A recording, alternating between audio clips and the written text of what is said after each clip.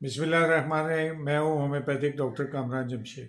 अक्सर और बेशतर आपने देखा होगा कि बच्चे रो रहे हैं, खुसूसन दूध पीते बच्चे। किसी की समझ में नहीं आती है, या वो माएँ जो ऑपरेशन करवा के आई हैं। बाज़ लोग शौकिया भी ऑपरेशन करवाते हैं, और बाज़ लोगों को डॉक्टर मजबूर कर देते हैं नॉर्मल होने के बावजूद वो ऑपरेशन करवाएं। और ऑपरेशन के दौरान जो दवाएं इस्तेमाल की जाती हैं वो अमूमन दूध खुश्क कर देती हैं, और दूध को बहाल करने के लिए फिर दवाएं इस्तेमाल करवानी शुरू करती हैं। बाज़ दफ़ा होता है ये है कि गैर होम्योपैथिक दवा जो है वो भी काम नहीं करती। तो इसलिए सबसे पहली वजह जो है बच्चों के रोने की वो ये है कि उनको भूख लगती है और माँ का दूध उसके लिए नाकाफ़ी है। माएँ शिकायत करती हैं दूध नहीं आ रहा, दूध नहीं आ रहा। लेकिन जो काम हो चुका है गैर होम्योपैथिक दवाओं के इस्तेमाल की वजह से इनका दूध जो है वो बहाल नहीं। तो ऐसी माओं को दूध में इजाफे के लिए दवाएं जो है वो इस्तेमाल करनी चाहिए, जो मैं कुछ वजूहत बताने के बाद आखिर में जो है वो इस बात पर आऊँगा कि बच्चे रोते क्यों हैं।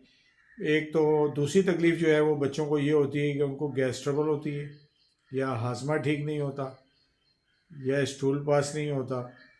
तो इसमें यह है कि आप इसकी खोज लगाएं। वाकई इसके साथ ये है, बच्चे गैस पास कर लें तो वो सुकून में आ जाते हैं, या माँ ने कोई ऐसी चीज़ खा ली है जिसकी वजह से बच्चे के पेट में गड़बड़ हो गई है और बच्चा जो है वो रो रहा है। तो उसके लिए जो है वो मुख्तलिफ दवाएं होम्योपैथिक की मौजूद हैं, जिनमें से 3 दवाएं हैं। खसूसन कार्बोवेज भी आप दे सकते हैं 30 के अंदर, आप लाइकोपोडियम भी दे सकते हैं, और आप चैना भी दे सकते हैं। इससे जो है उसका हाजमा भी ठीक होगा, और बच्चे का रोनापन जो है वो ख़त्म होगा, बच्चा रोएगा नहीं। नेक्सवामिका को भी आप देख सकते हैं, और ये इस्तेमाल करवाएंगे बच्चे की माँ को। तो तीसरी चीज़ जो है वो ये है कि अमूमन होता ये है कि आपने बच्चे की वैक्सीनेशन कराई, और बच्चे की वैक्सीनेशन के बाद जो है वो बच्चे ने जो है बच्चे को केयर नहीं की गई, तो पता चला कि वो इंजेक्शन जो है वो उसकी जगह सूज गई है, या उसमें पस पड़ गया, या और कोई इन्फेक्शन हो गया है, रेडनेस हो गई है। तो ऐसे मौके पर हम ये करेंगे, सिलेशिया जो है वो 6x में बच्चे की माँ खाएगी, तो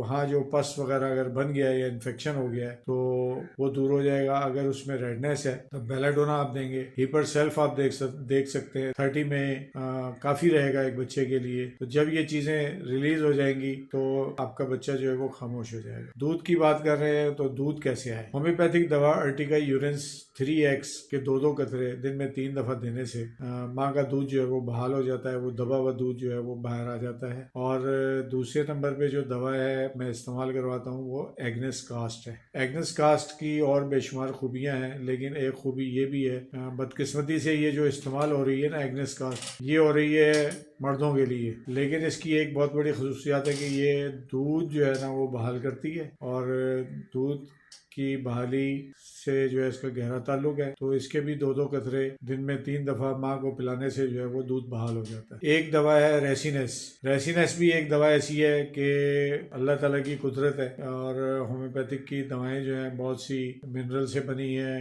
प्लांट से बनी हैं। तो ये एक मशहूर व मारूफ पौधा है जिसको हम कहते हैं कस्प्राइल, अरंड का पौधा। अरंड के तेल से जो है वो ये दवा बनी हुई है, और ये दूध में इजाफे का बायस बनती है। इसके भी 2-2 कतरे इस्तेमाल किए जा सकते हैं, और ये दवाएं सारी एक साथ नहीं इस्तेमाल करनी है। मुमकिन हो सके तो अपने डॉक्टर से मशवरा करें, और मुझे अगर आप मौका देंगे तो मैं भी आपको मशवरा दूंगा। लेकिन मेरा वक्त जो है वो दोपहर 1 बजे से 2 बजे तक है, और बेहतर यह है कि आप मुझे मैसेज कर लें तो मैं उसका जवाब दे दूंगा, क्योंकि हर एक से फ़ोन पर बात करना मेरे लिए मुश्किल है। मैं हूँ डॉक्टर कामरान जमशेद।